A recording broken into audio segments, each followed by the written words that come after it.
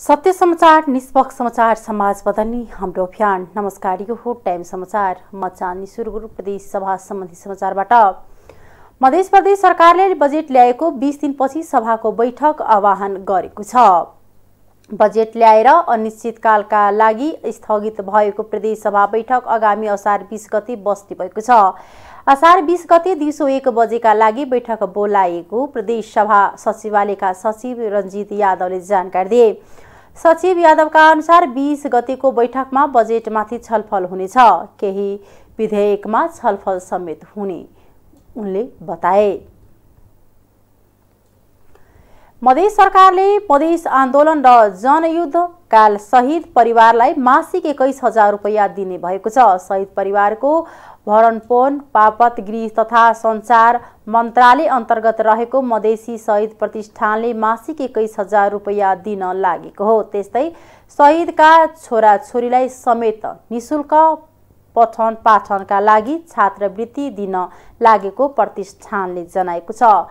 भरणपोषण तथा छात्रवृत्ति सम्बन्धी कार्यविधि 2079 को दफा 6 बमोजिम मधेस आन्दोलन तथा जनयुद्धमा शहीद भएका परिवारको आर्थिक अवस्था कमजोर भएको परिवारलाई पहिलो प्राथमिकतामा राखी मासिक अधिकतम 21,000 रुपैयाँका दरले मधेसी शहीद प्रतिष्ठानको निर्णय गरेको हो। शहीदका सन्तानलाई कक्षा 1 देखि 6 सम्म 16,000 रुपैयाँ र कक्षा 7 देखि 12 सम्म 18,000 रुपैयाँ एकमुष्ट वार्षिक रूपमा छात्रवृत्ति दिने मन्त्रालयले जनाएको छ। भरणपोषण तथा छात्रवृत्तिको लागि प्रतिष्ठानले गत जेठ 10 गते सूचना प्रकाशित गरेर आवेदन दिन शहीद परिवारहरूलाई आह्वान गरेको छ।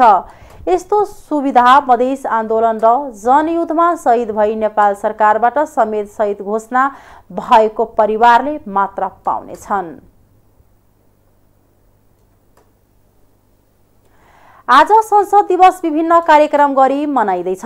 नेपालमा 2016 असार 16 गते संसदको पहिलो बैठक बसेको ऐतिहासिक दिनको स्मरणमा हरेक वर्ष असार 16 गतेका दिन संसद दिवस मनाउने गरिन्छ। दिवसका अवसरमा संघीय संसद भवन नयाँ बानेश्वरमा पूर्व सांसद मञ्चले संसद दिवस विशेष कार्यक्रम आयोजना गरेको छ। यसैबीच सभामुख अग्निप्रसाद सापकोटाले 2 पटकको संसद विघटन, कोभिड सङ्कट लगायतका विभिन्न समस्याहरूका बीचमा संसदले आफ्ना कार्य निरन्तर अघि बढाइरहेको बताएका छन्। संसद दिवसका अवसरमा शुभकामना सन्देश जारी गर्दै सापकोटाले आफ्ना संघीय संसदमा विचाराधीन नागरिकता लगायतका महत्त्वपूर्ण विधेयक पारित गर्नुपर्ने र लोकतन्त्रको लाभ जनतासम्म पुर्याउनु पर्ने अभिभारा रहेको उल्लेख गरेका छन्। प्रधानमन्त्री शेरबहादुर देउवाले यसै वर्ष प्रतिनिधि सभा र प्रदेश सभाको निर्वाचन गर्न सरकार प्रतिबद्ध रहेको बताएका छन्। 64औं संसद दिवसको अवसरमा बिहीबार पूर्व सांसद मञ्च नेपालले काठमाडौँको बानेश्वरमा गरेको कार्यक्रममा बोल्दै प्रधानमन्त्री देउवाले संसद लोकतान्त्रिक शासन व्यवस्थाको महत्त्वपूर्ण आधार भएको उल्लेख गरेका हुन्। उनले पूर्व सांसद मञ्चले दलीय राजनीतिभन्दा माथि उठेर सरकारलाई सहयोग गर्दै आएको पनि बताए।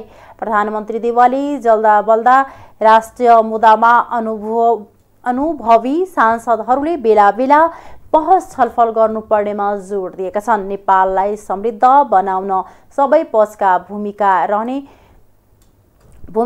बताउँदै संघीय संसदीय समितिले दिएका सुझावलाई सरकारले कार्यान्वयन गर्ने प्रतिबद्धता प्रधानमन्त्रीले व्यक्त गरेका छन्।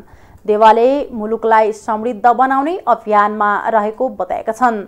2016 साल असार 16 गते पहिलो संसद बैठक बसेको र अहिले 64औं दिवस मनाउन पाउनु खुसीको विषय भएको पनि उनले बताए। उनले जननिर्वाचित शासन व्यवस्थामा संसदीय व्यवस्था महत्त्वपूर्ण भएको बताए। नेकपा एकीकृत समाजवादीका सम्मानित नेता झलनाथ खनालले संसद जनताको आवाज राख्ने थालो भएको बताएका छन्। 64औं संसद दिवसको अवसरमा आयोजित कार्यक्रमलाई जनताबाट निर्वाचित प्रतिनिधिहरूको संस्थालाई सही ढङ्गले सञ्चालन गर्न सक्नुपर्ने बताए। उनले भने आजको दिन राष्ट्रियमा मात्रै नभएर अन्तर्राष्ट्रिय स्तरमा पनि महत्त्वपूर्ण भूमिका छ। जनताको आवाज र विकास निर्माणको थलो संसद हो। कहिलेकाहीँ हाम्रो पार्टीका नेताहरूलाई रिस सनक चल्छ उठ्छ, संसद नै भङ्ग गर्नुहुन्छ अनि संसद नै चल्न दिँदैन। जनता र राष्ट्रियको आवाज उठाउनु पर्छ। जनताबाट निर्वाचित भएर आएको छ। नेताहरूकै सनकको कारणले गैर संसदीय प्रवृत्ति विकसित भएको दाबी गरे। हालैको निर्वाचनमा पनि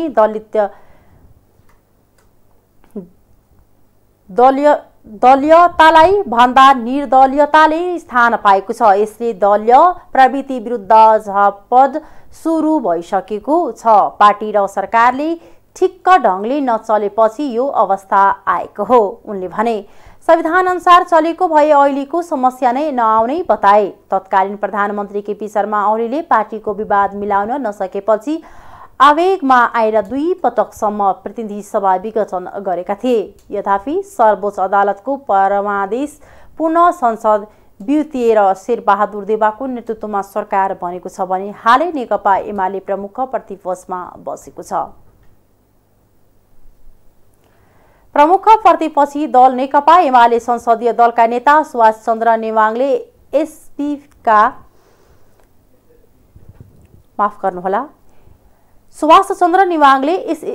एसएसपीका लागि भएका सबै पत्र संसदमा प्रस्तुत गर्न सरकारलाई आग्रह गरेका छन्।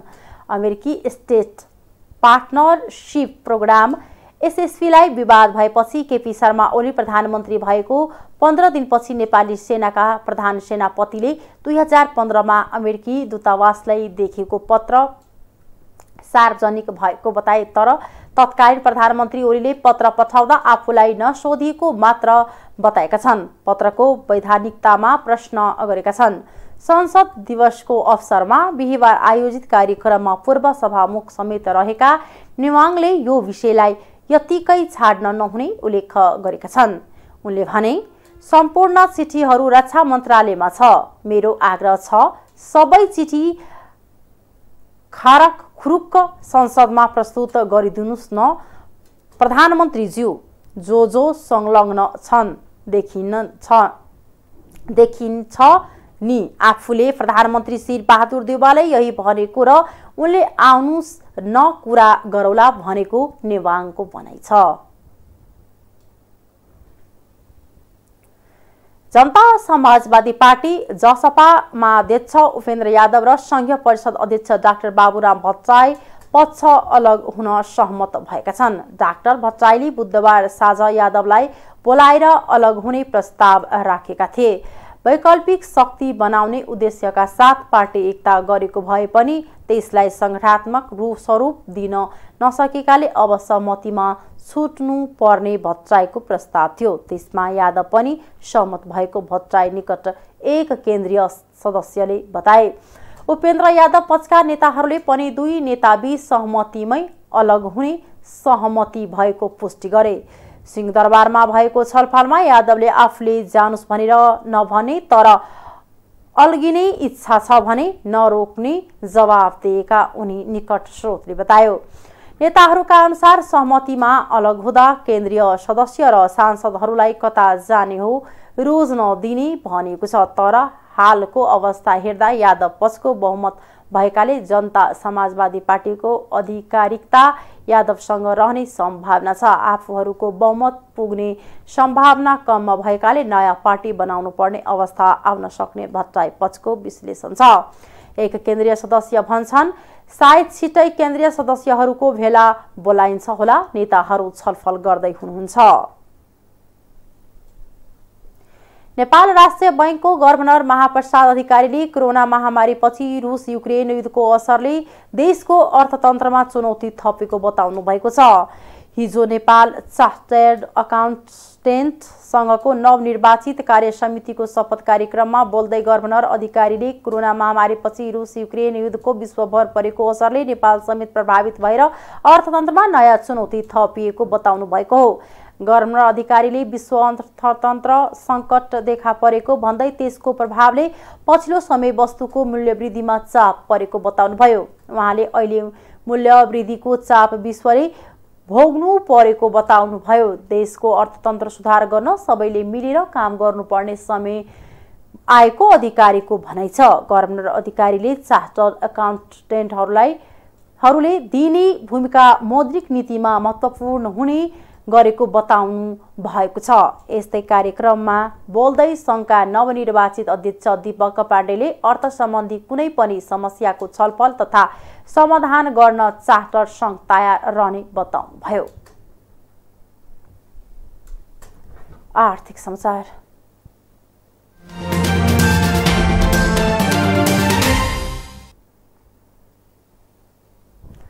सरकारले राष्ट्रिय गौरवको जलसायुक्त बुढीगण्डकी जलविद्युतीय आयोजना 1200 मेगावाट स्वदेशी लगानीमा बनाउने गरी कम्पनी स्थापना गर्ने भएको छ। ऊर्जा मन्त्रालयको प्रस्तावमा मंगलबार सम्पन्न मन्त्री परिषद बैठकले बुढीगण्डकी आयोजना स्वदेशी लगानीमै बनाउने गरी कम्पनी स्थापना गर्न सैद्धान्तिक स्वीकृति दिएको हो। ऊर्जा जलस्रोत तथा सिंचाई मन्त्री फम्फा भुसालको सचिवालयको बुढीगण्डकी बनाउन मन्त्री परिषदबाट कम्पनी स्थापना गर्न सैद्धान्तिक स्वीकृति पाएको जानकारी दिएको हो। अब तत्कालै कम्पनी स्थापनाको प्रक्रिया अगाडि बढ्ने सचिवालयको भनाइ छ। गत चैतमा सरकारले स्वदेशी लगानीमा बनाउने उद्देश्य सहित चाइना गेजवा ग्रुप कर्पोरेसन सीजीजीसीबाट उक्त आयोजना खोसेको थियो। तर आयोजना कसरी बनाउने भन्ने विषयमा सरकारसँग ठोस मोडालिटी थिएन।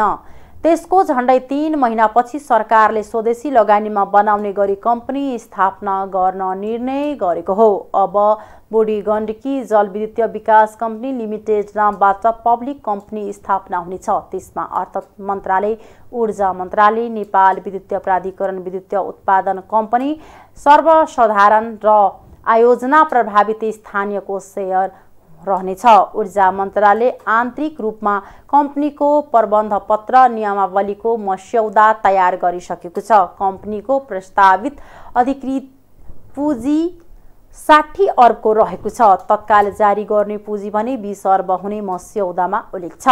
त्यसमा संस्थापक लगानीकर्ताले 10 अर्ब रुपैयाँ लगानी गर्ने कबुल गरिसकेका छन्। कम्पनीमा अर्थ मन्त्रालयको 25% सेयर स्वामित्व हुनेछ। यसै गरी ऊर्जा मन्त्रालयको 40%, नेपाल विद्युतीय प्राधिकरणको 14% र विद्युतीय उत्पादन कम्पनीको 1% सेयर स्वामित्व हुनेछ। यसका अलावा स्थानीय र सर्वसाधारणको 10% कुल 20% सेयर स्वामित्व हुनेछ। सर्वसाधारण र स्थानीयलाई आइपिओ मार्फत सेयर स्वामित्व दिइनेछ। सरकारले प्रस्ताव गरेको पुँजी संरचना अनुसार यसमा निजी क्षेत्रलाई भने बेवास्ता गरिएको छ। बुढीगण्डकी ठुलो आयोजना हो। यसमा झण्डै 3 खर्ब रुपैयाँ खर्च हुने अनुमान यसअघि नै गरेको थियो। अहिले पुनः अध्ययनको क्रममा छ। यो आयोजनालाई निकै जोखिमपूर्ण पनि मानिन्छ। यसलाई लगानी जुटाउनै चुनौतीपूर्ण छ। स्वदेशी लगानीमै बुढीगण्डकीको बनाउने भनेर सरकारले आर्थिक वर्ष 2072-73 देखि पेट्रोल, डिजेल, मट्टीतेलबाट प्रति लिटर 5 रुपैयाँ कर उठाउन थालेको थियो। 2076 फाल्गुनदेखि भने प्रति लिटर 10 रुपैयाँ उछाइरहेको छ।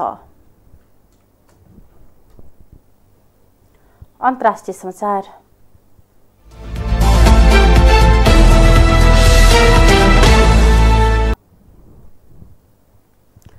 भारतको महाराष्ट्र प्रदेशका मुख्यमन्त्री उद्धव ठाकरेले राजीनामा दिएका छन्। गए राति सर्वोच्च अदालतले बहुमत परीक्षणका लागि आदेश दिए लगत्तै उनले राजीनामा दिएका हुन्। म शिव सैनिकहरूको रगत बगोस् भन्ने चाहन्न, त्यसैले महाराष्ट्रको मुख्यमन्त्री पद त्याग्दै छु, ठाकरेले भनेका छन्। पद त्याग गर्दा मलाई कुनै दुःख लागेको छैन। ठाकरे त्यस लगत्तै उनी राज्यपाल भगत सिंह कोश्यारीलाई आफ्नो राजीनामा बुझाउन राजभवन पुगेका थिए। महाराष्ट्रका राज्यपाल कोश्यारीले पनि बहुमत परीक्षण गर्न भन्दै आज बिहान 11 बजे विधानसभाको विशेष अधिवेशन आह्वान गरेका थिए।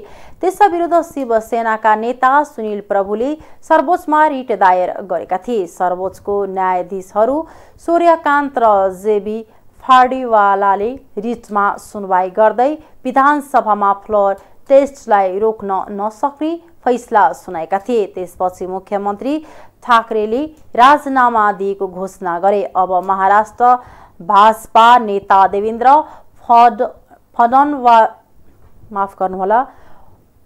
फडणवीस मुख्यमन्त्री बन्ने चर्चा छ।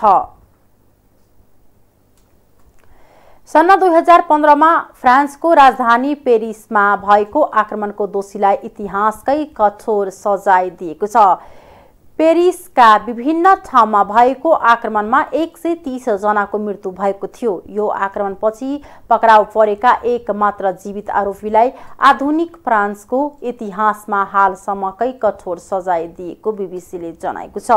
आक्रमणमा पक्राउ परेका 16 अवदेश लामलाई आजीवन कैदको सजाय तोकिएको छ। उनले बाँच्नु जेल बस्नु पर्नेछ भने 30 वर्षसम्म जीवन रक्षाका लागि अपिल पनि गर्न नपाउने फैसला अदालतबाट भएको छ।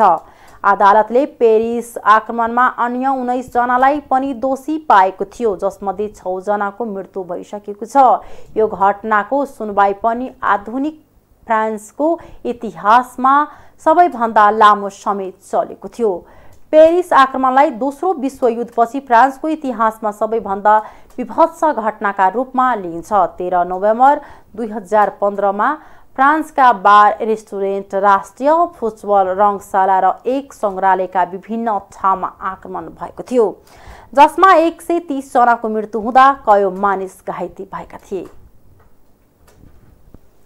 हस्, अहिलेको लागि टाइम समाचार यति नै। हेर्दै गर्नु टाइम्स टेलिभिजन। नमस्कार।